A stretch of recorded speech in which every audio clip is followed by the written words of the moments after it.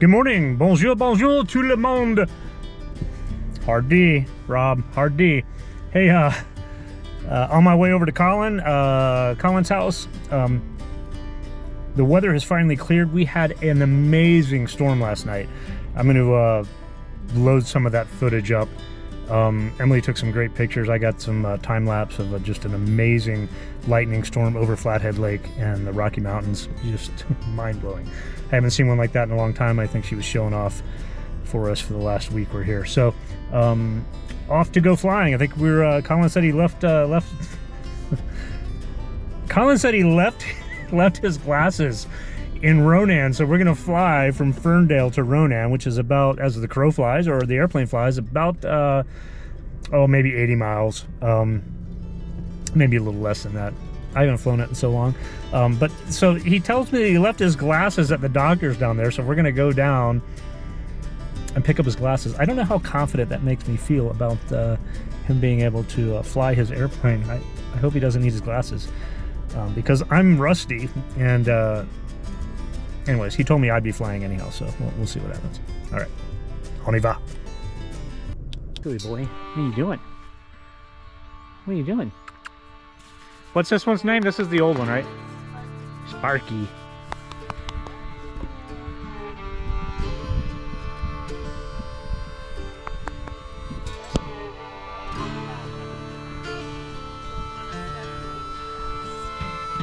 They won't come up by themselves.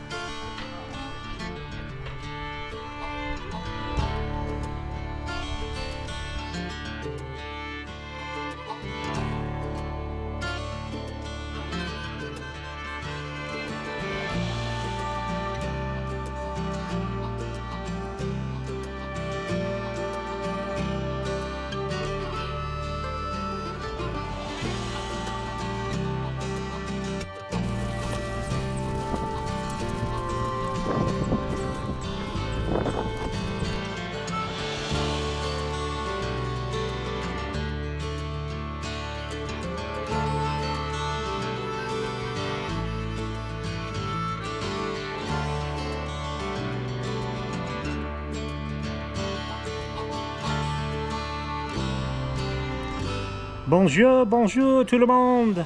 Another beautiful day here in the Flathead Valley, northwest Montana. Emily and her friend Stephanie had gone to get some coffee. It's probably the last time Emily and Stephanie are going to get to hang out for a little bit before they can get over and visit us in France. So we were watching Stephanie's boys this morning. But yeah, just another beautiful day in Montana. I was thinking about that disclaimer on all these videos. These past few videos haven't been in France. That's because we're basically spending our last couple of weeks here in the States saying goodbye to everybody and trying to cram as much fun into our last few moments here in the States before our permanent jump over to France. So yesterday I went flying with Colin. Got to spend some time with his wife Karen and their horses and mule, and just a great day flying in the mountains. So Colin and I started flying together back in 2001. I had to go back and pull my flight logs and look at pictures to figure out when we met.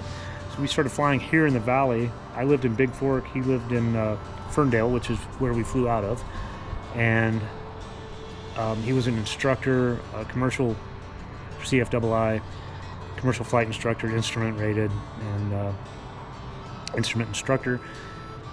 And we flew for many years together here in the valley. He was a great instructor and a mentor to me. And we flew out of old Red Eagle Aviation, which is now run by, still in business. If you're in the Flathead Valley and you want to go flying and sightseeing, you can go up there and run into our old good friend JP Noyes, John Paul. He's the manager up there now. I don't know why I'm telling you that. It's inconsequential unless you want to go flying in the Flathead Valley. But mountain flying is a tricky thing. It's dangerous no matter how you look at it. And it was refreshing to get back in the cockpit with Colin and see that even after decades of him flying, that the checklists are all in place. We leave nothing to chance. We're best of friends. He's like he's like a family member. We lived with him for some time when Caden was about to be born, But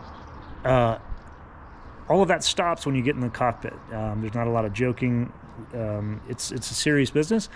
So in the video, you'll see us going through some checklists, and once we get airborne, and then we can kind of talk and have a good time, and just talk about life and whatnot. But during the takeoffs and landings and run-ups and all that, the very strict set of checklists and protocols that you have to adhere to. Flying is inherently more risky than riding a bicycle, as I mentioned before. But if you do it right, it's absolutely beautiful and rewarding and exciting and fun and occasionally terrifying. But anyways, yeah, enjoy the video. On y va.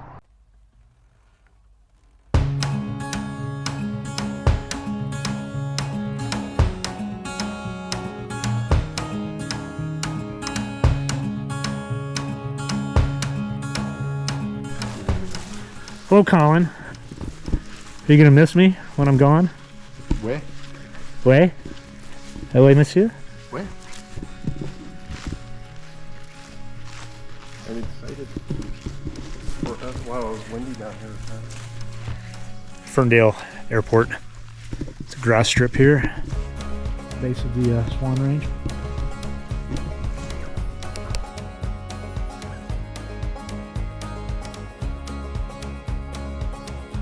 I was told this was going to be a free flight with my old friend, and I'm actually being put to work. Okay, first thing we're going to do, step up here and check the fuel. On planes like this, you have a fuel gauge, but we always check physical amount, how much we have in, and we're using really high-tech stuff. This is a Home Depot paint stirrer. How much you need? Just make sure it's all the way behind the shelf in the back. I got 10 on this side. Okay. Yep. Is that what you want? It's just information. Don't want anything yet. Yep.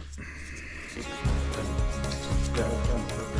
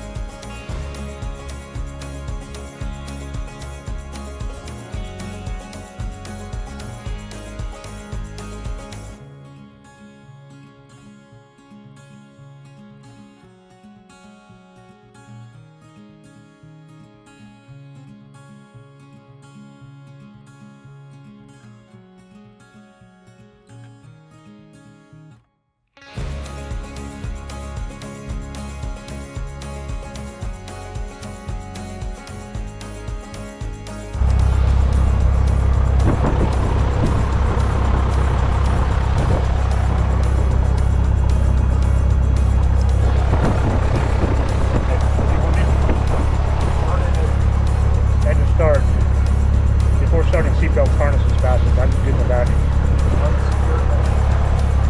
Fuel shut-off valve on. Brake set. Electrical switches off.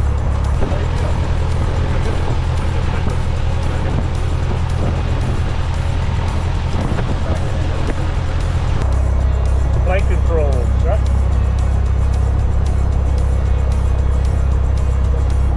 Everybody good? Elevator trim set.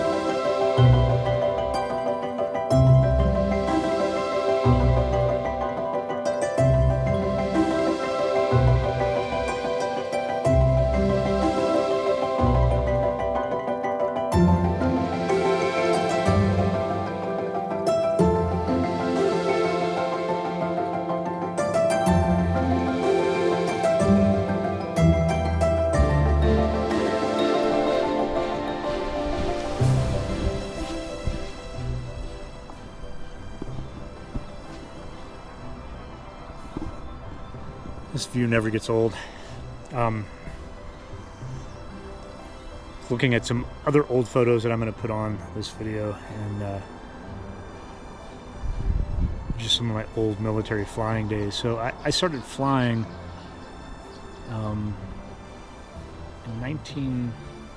I joined the Navy in 1986 after a movie called Top Gun came out. My dad was in the Air Force. I wanted to go into the Air Force. Then I saw Top Gun, I saw Tom Cruise and flying jets, and had a motorcycle and a hot girlfriend, and I was pretty sure I needed to get all that. And it's funny because I've run into some friends from high school, and that's the one thing they remember about me, is that that's all I wanted to do was fly jets. So I ended up going to a program called the AW program in the Navy, and within 2 years of graduating high school, I was flying in Navy jets as a sensor operator, basically Goose. If you are familiar with Top Gun, I was basically Goose, sat behind the pilot, and in a great little airplane called the S-3 Viking, Strike Viking, and just an incredibly exciting time to be alive. And in my early 20s, flying off of aircraft carriers and cruising the world with the Navy. So it was a good time. And then later I became a pilot, and I haven't been flying in a while. It's just life gets in the way, and frankly it got pretty expensive to fly. But yeah, that's the background. I'll put some photos up of me and my friends from the Navy. Yeah, good memories. And flying here brought all those back. Just a beautiful place to experience aviation.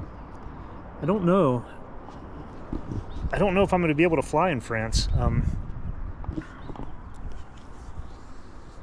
don't know if my French is good enough for air traffic control calls, because they have to be very concise, and I guess in France it would have to be very fluent. There can't be any confusion when you're flying around an airport about what somebody has said or what did they mean, and I've considered that a bit. So I don't know, maybe I'll check it out. If they have English air traffic controllers, I can probably do all right. So anyways, more to come. On y va.